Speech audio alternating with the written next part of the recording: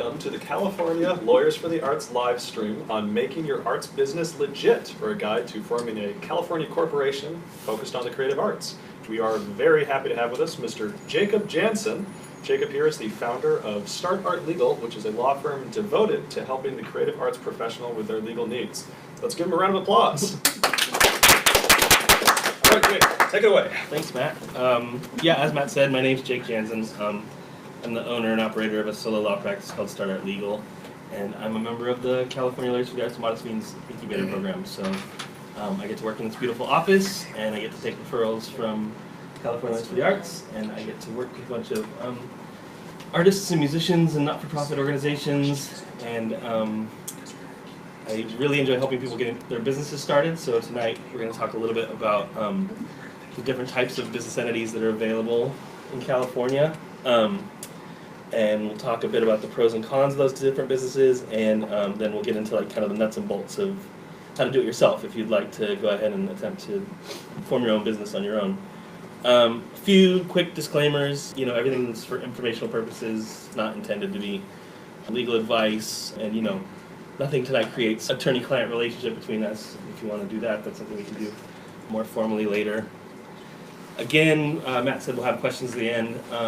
I don't know everything, but I'm absolutely happy to try to answer your questions, and if it's something that I don't know, please make sure that I get your email address or contact info, and I can follow up with an answer, or at least we can work together to try to find an answer. So, like I said, my goal for tonight is kind of just to give a foundation to you, so that you have a bit of knowledge about the different types of business entity options that are available to you in California. We'll try to get to understand how and why they function differently, and then, like I said, we'll get the nuts and bolts info so we can attempt to be able to do it ourselves if we like. So with that said, I should definitely say the LegalZooms and the Rocket Lawyers of the world are great, and they're affordable, but it's always best to consult an attorney or a professional.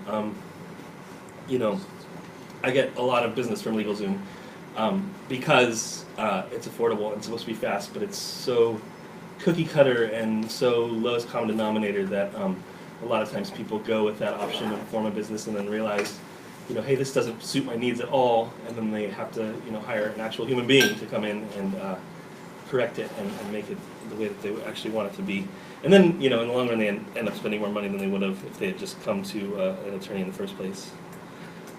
So I'm hoping to cover this in about, I'd say it's going to be about an hour. And like I said, we'll do questions at the end. So we're going to talk about a lot of different kinds of business entities. Here's a list of the most common that are available in California.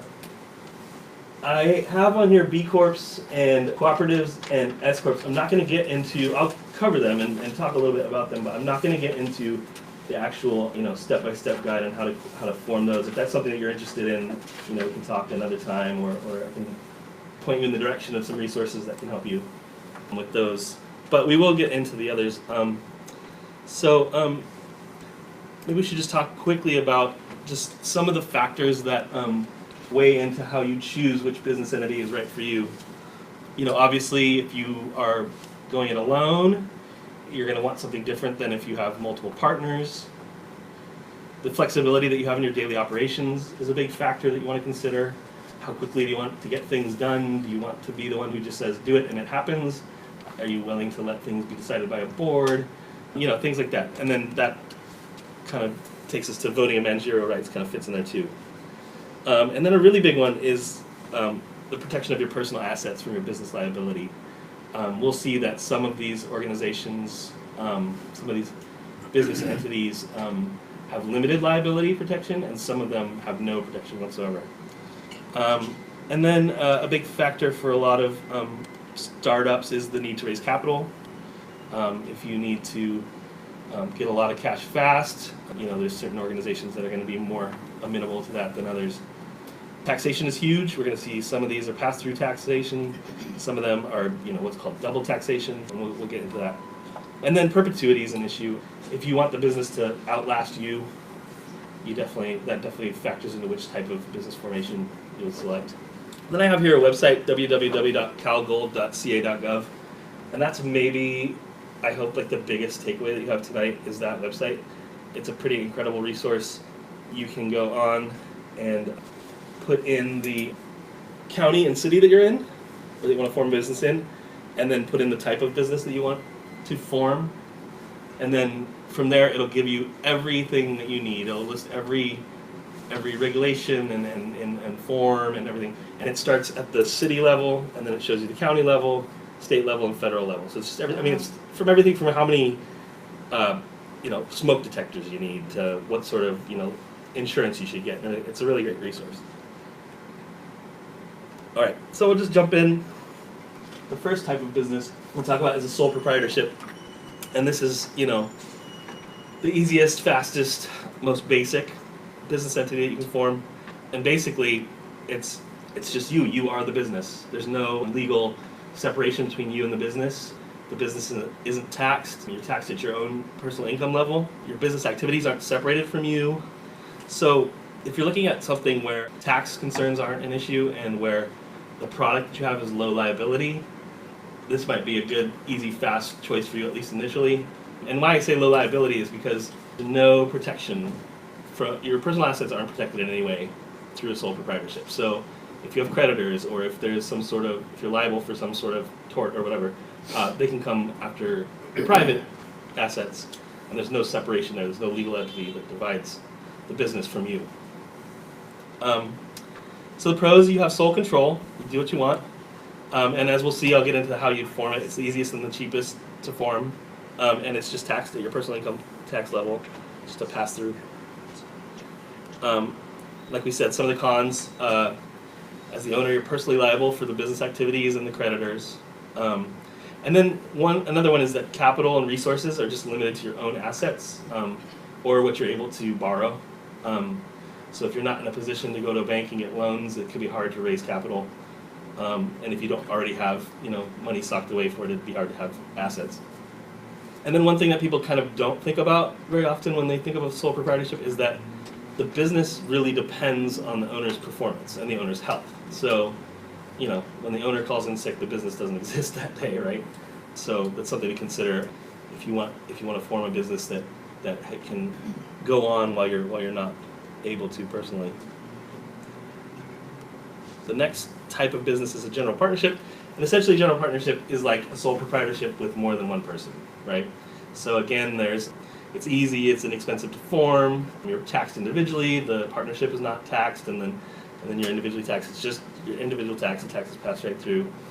Some of the cons, again, you're personally liable for the business debts and lawsuits, and you're liable for the actions of the other partners. So you can bind each other in contracts, you can make each other liable for things. And then another big con is that if it's not working out and you want to get rid of a partner, that's difficult to do without just dissolving the whole thing. So that's one sort of downside to a general partnership. I have to apologize, my slides are not very exciting, I know, but I just... They're great, Jake. Thanks, man. So limited partnership is where there's two or more owners, and where one is a general partner and the other one is a limited partner. And so the limited partner typically is an owner that wants to only be like a passive investor, so they won't really take part in the day-to-day management of the company, and that limits their liability, but then it also limits their ability to dictate the actions and the day-to-day workings of the partnership.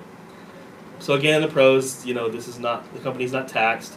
The limited partner is only liable to the extent of their investment. Can't go beyond that to come after them. And then cons, again, your general partners are personally liable. And again, like we saw with the general partnership, it's hard to remove that general partner without dissolving the company.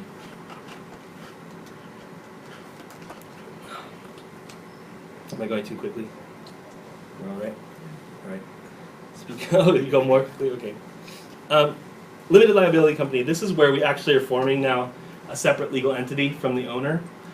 And so a limited liability company is owned by what's called members, or it can be a single member. And the pros there are that now your owners aren't personally liable beyond the investments that they put into the company.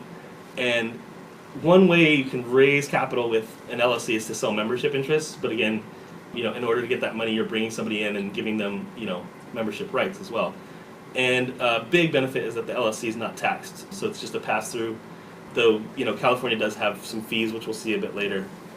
And then, I said one way to raise capital is through sale of membership interest, but it's definitely more difficult than raising capital in a corporation where you can just sell stocks. And then, you have to pay these fees. We'll talk about that. From there, we have a corporation. Again, it's a separate legal entity from the owners. This time, however, you form a board of directors that oversees sort of the general direction of the company, and you hire officers that manage the day-to-day operations of the company, and then it's actually owned by shareholders, stockholders. So some of the pros to this is that you have limited liability again, and that you can sell the stock to raise capital, and that can happen really quickly, and that can be great. Some of the cons are that there's a lot of formalities and a lot of mandatory meetings and documentation, and then double taxation. Corporation is taxed at the corporate rate, and then your income from that corporation is also taxed at your individual income level. S corporation is a designation of a regular corporation, but it removes the double taxation.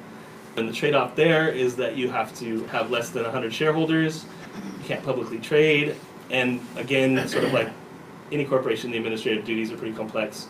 Again, it's owned by a board, it's operated by a board and managed by officers, owned by shareholders, but you are limited to only 100.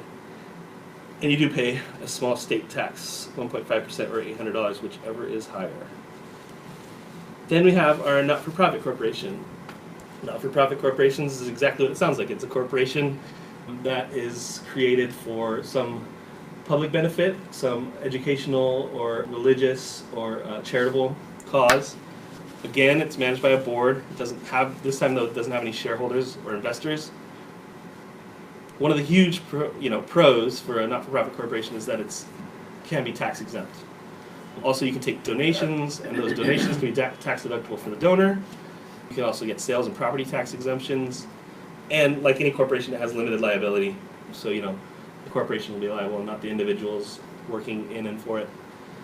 And I just kind of as an aside, if you feel like you have an organization that you'd like to make a not-for-profit corporation, but you're not quite ready, fiscal sponsorship might be a good route to take, at least in the meantime. What you can do is you can be fiscally sponsored by a actual not-for-profit corporation that is tax exempt, and they will then, that way you can get grants and you can get donations basically through them. They will take the grants and donations and for a small fee funnel that to you.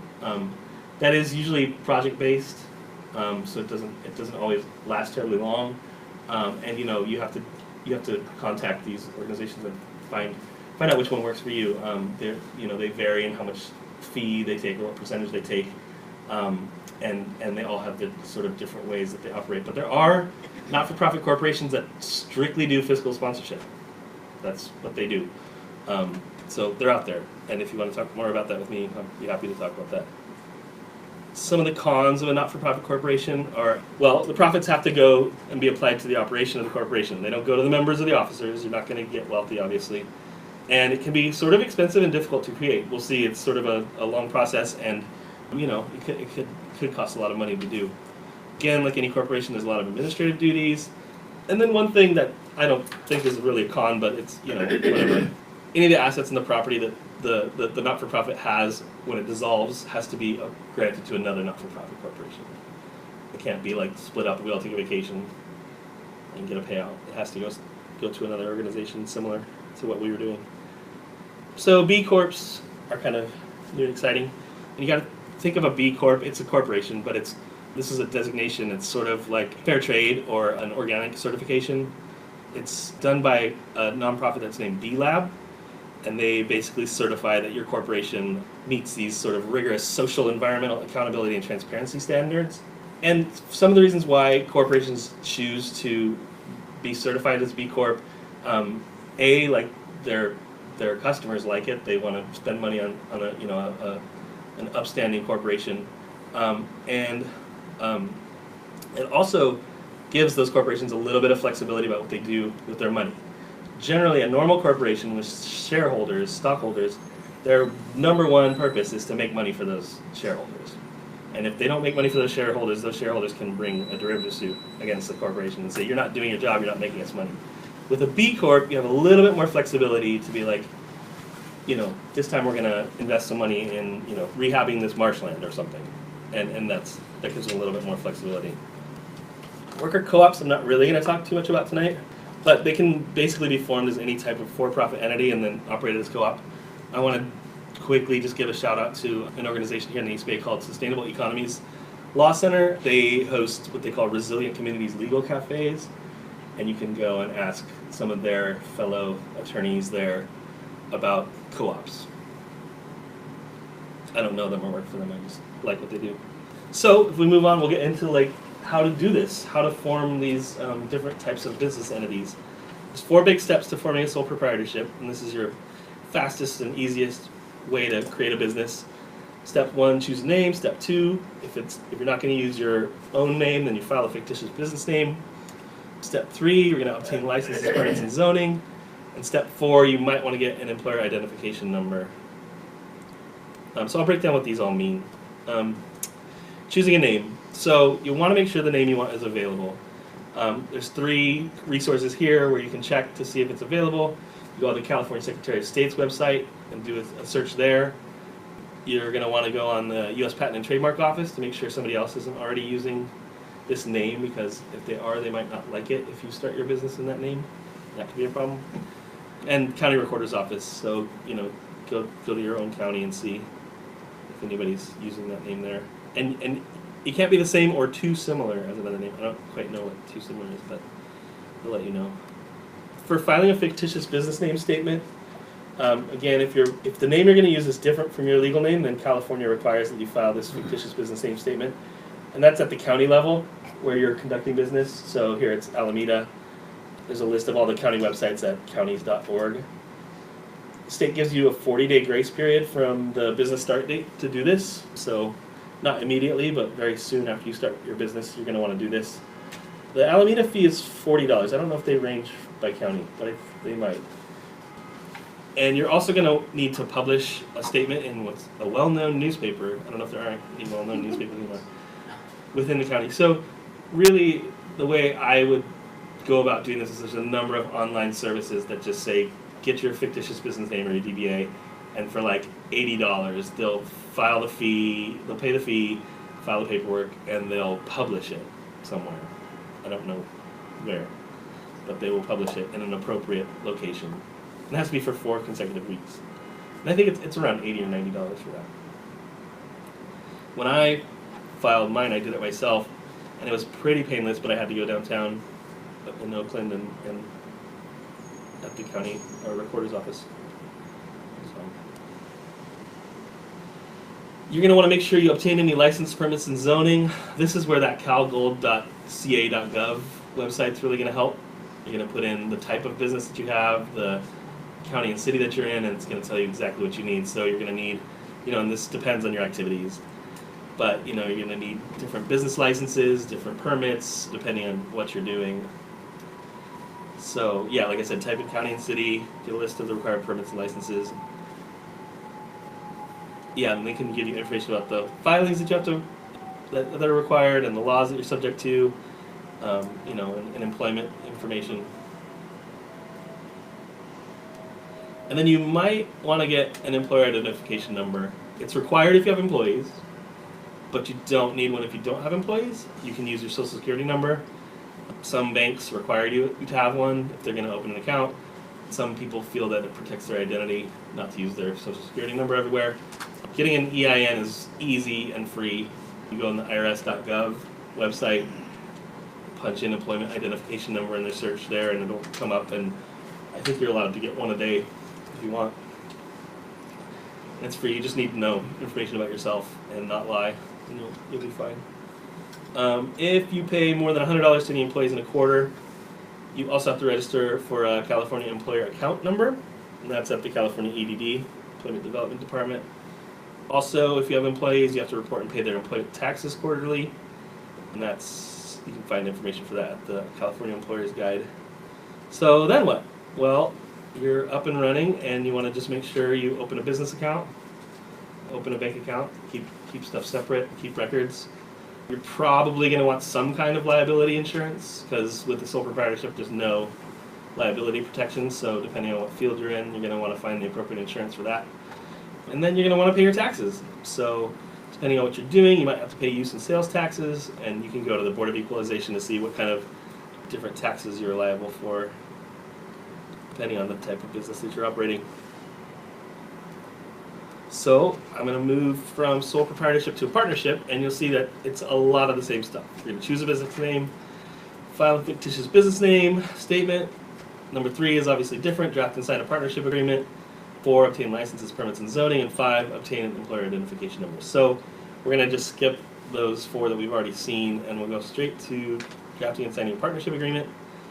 Partnership agreements are not legally required, but I highly recommend that if you're going to form a partnership, you have something in writing.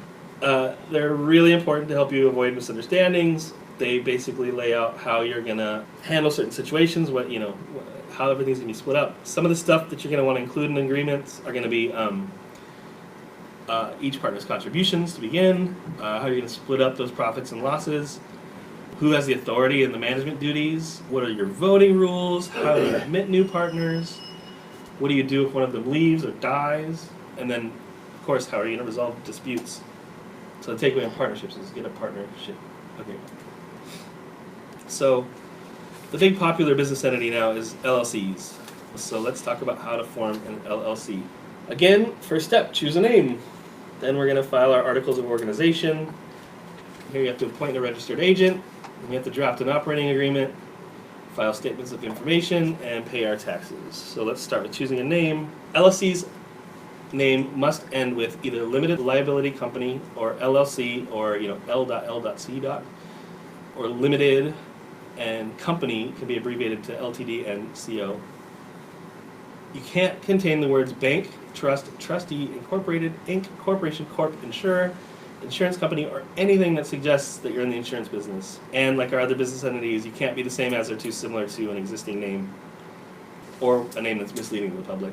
If you feel like you have a name but you're not quite ready to go, you can go on the Secretary of State's website and you can reserve the name for 60 days for $10. They'll hold it for you. So the big step to actually become legit is you have to file your articles of organization.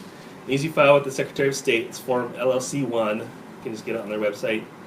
You can write your own if you want, but it's easy enough with the form on there. They have all the right language, and you just fill in what you need to fill in about you, and print it out, write a check, and mail it to them. It takes a couple weeks for them to get back to you. On that form, you include the LLC's name, you include its purpose, how it's managed. You need an address, and you need a name and address of a registered agent, which we'll talk about in a second. Like I said, can you file it online? I say you file it online or mail it. I think you might have to mail it. But it is a $70 filing fee. If you file in person, you can get that expedited. You can get it done speedy, but it's hundreds of dollars. And you have to do it in Sacramento.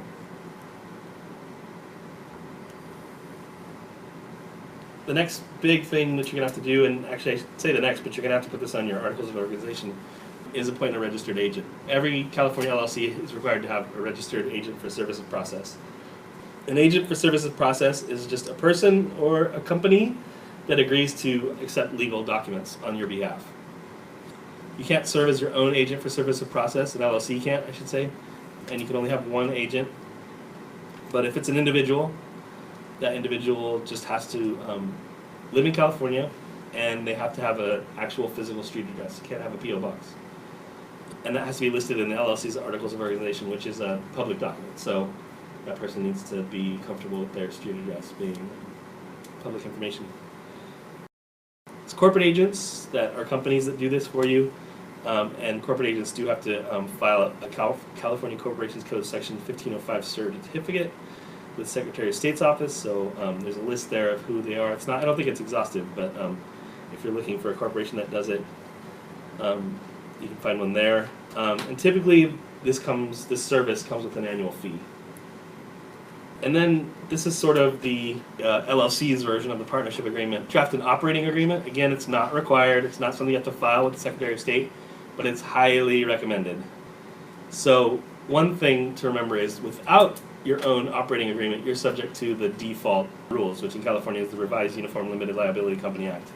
And whether or not you're familiar with that is up to you. But if you don't draft your own operating agreement or have one drafted for you, then you're subject to those rules. So your operating agreement, sort of like your bylaws or your partnership agreement, it should have information that dictates how members make contributions, their capital accounts, again, how you allocate your profits, losses, and distributions, how management is handled, how voting happens, any limitations on liability and indemnification, how you're going to handle your books and records, all the nuts and bolts of how this thing's going to run.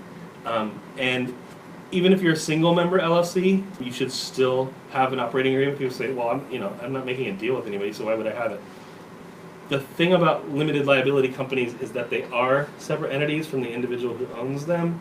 And in order to show the world, to show the IRS and banks and everybody in the world that you are separate from this business entity, you're going to want to have some official documentation and paperwork in place that says this is how it operates and not just at my whim. It's kind of like you get this limited liability protection, but you sort of have to earn it by actually, jumping through the hoops of making this a legitimate business entity. Some of the other reasons for that are that you can establish successions, what happens when you leave, and again, you're going to avoid those default state rules if you don't agree with some of them. An LLC needs to file a statement of information. This has to happen within 90 days of filing those articles of organization. It's Form LLC 12, and again, it's on the Secretary of State's website. The cost of that is $20, and it's pretty much a repeat of the information that you put on the articles of organization.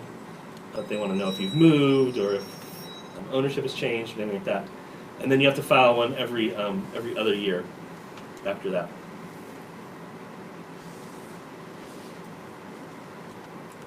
So LLCs are pass-through entities. Unless you elect to be taxed as a corporation, they're taxed as though it's a partnership or sole proprietorship. That said, if you're doing business in California, you still have to pay your FTB taxes. So as I said, you can elect to be taxed as a partnership or corporation, but one thing a lot of people forget about LLCs is that the state of California has an annual minimum tax of $800. And once you earn more than $250,000 a year, that number goes up. And I think it goes up to $11,900. I think you have to make like $5 million to be charged that much, but still, significant chunk of money. So paying your taxes in LLC, file Form 568. That has to be done by the 15th day of the 4th month after the close of the LLC's taxable year, which is something that you designate on your articles of organization. If you want details for tax forms, you can go to the ftv.ca.gov website and look up what you need to fill out. Other regulations and considerations for LLCs, so like other business entities, you're going to want to get an EIN if you have employees, and you're going to want one for your LLC. Any local business licenses, you don't need to pay any sales or employer taxes. Another thing is that LLCs aren't available to businesses that offer professional services. So as an attorney, I am not allowed to operate as an LLC. Professional services is any service that requires a professional state license. And if you want to find out if your service requires a license, you can go to the Department of Consumer Affairs website, dca.ca.gov. They have a list there of things that need a license. I get a lot of questions about whether or not you should form an LLC in California. There's been a lot of talk about, you have to form in Delaware, you have to form in Nevada, because they have different tax laws or different business laws.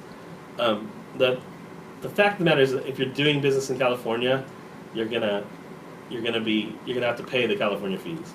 And so forming an out-of-state LLC just means that you also have to register that LLC in California as a foreign LLC. You still pay the $70, you still register with the Secretary of State, and then you're in the spot where you're paying for an extra registered agent. You need one in each state. You're also paying your annual reports in both states, and now you have tax liabilities in both states.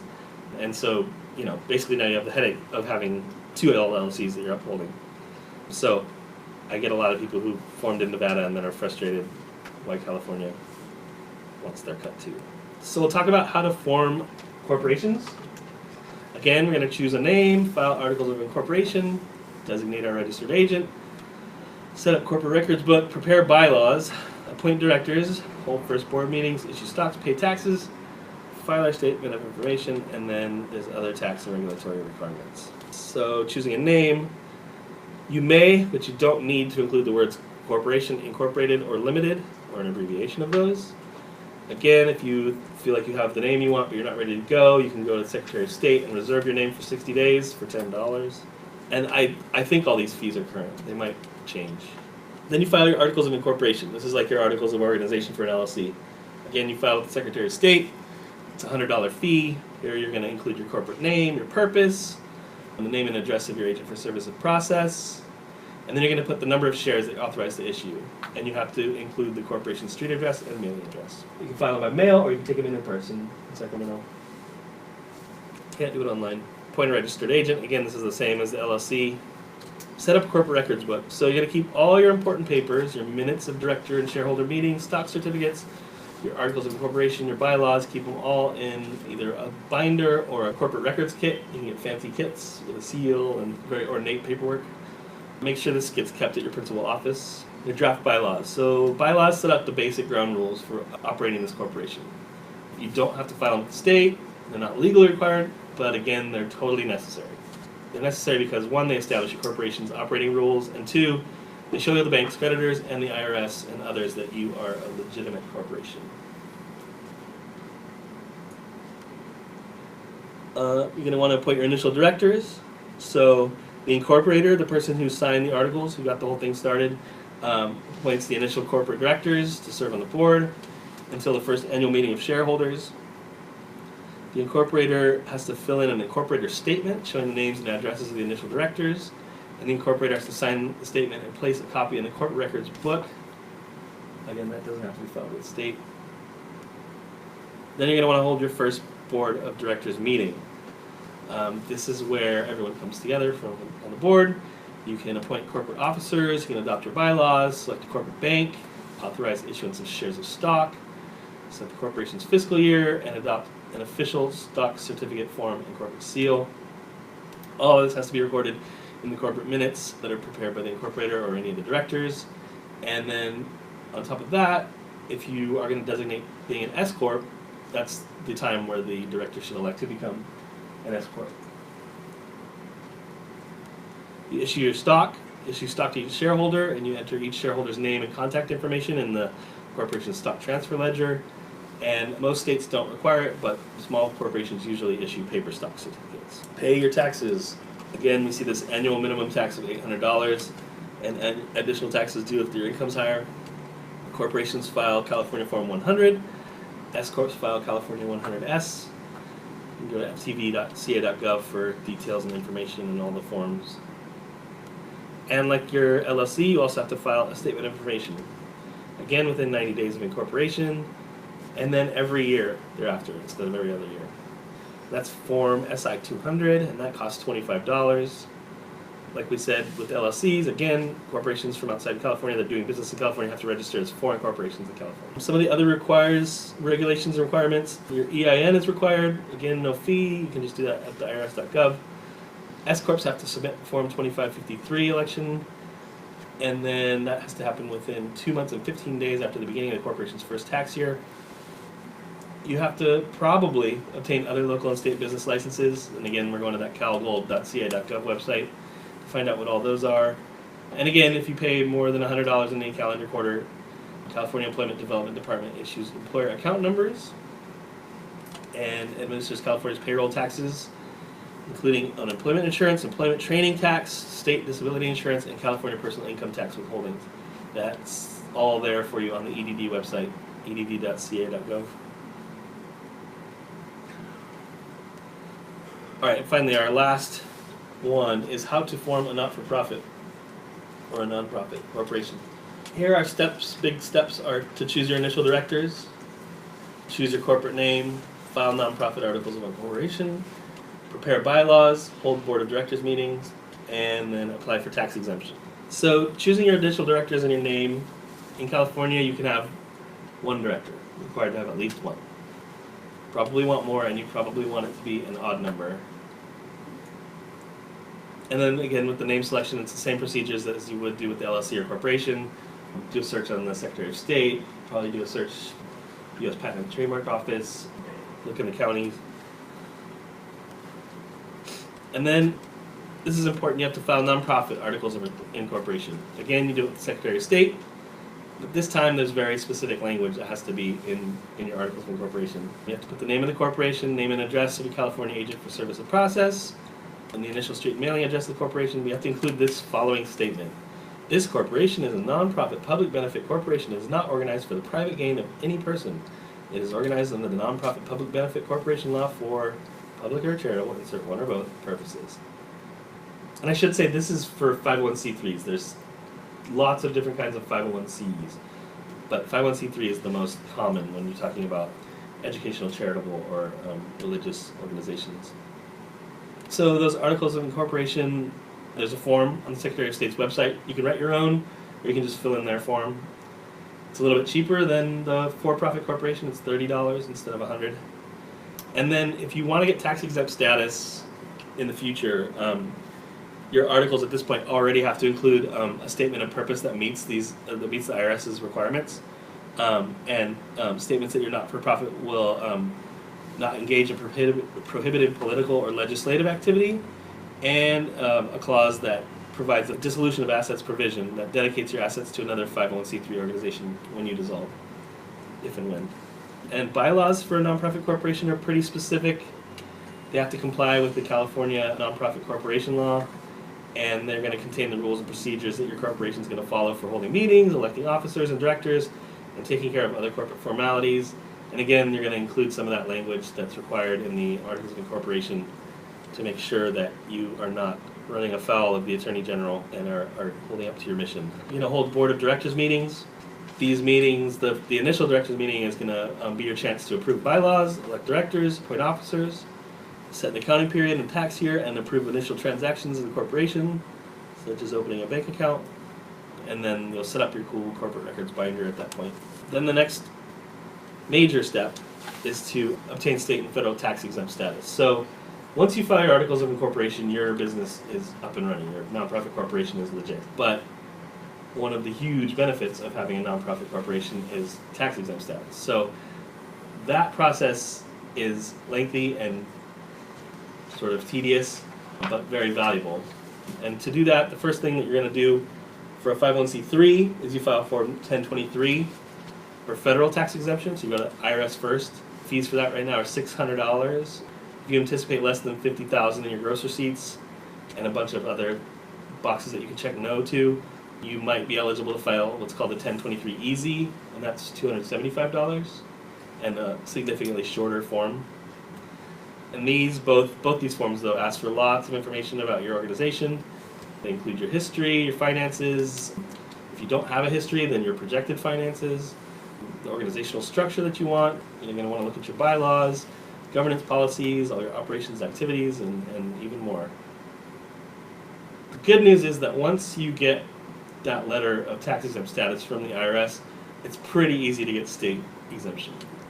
You just file what's called FTB 3500A, and that's a $25 fee. I guess I ran out of space there. It's a $25 fee, and they pretty much say, like, "Where's your IRS letter?" You know, good. You're good at the state.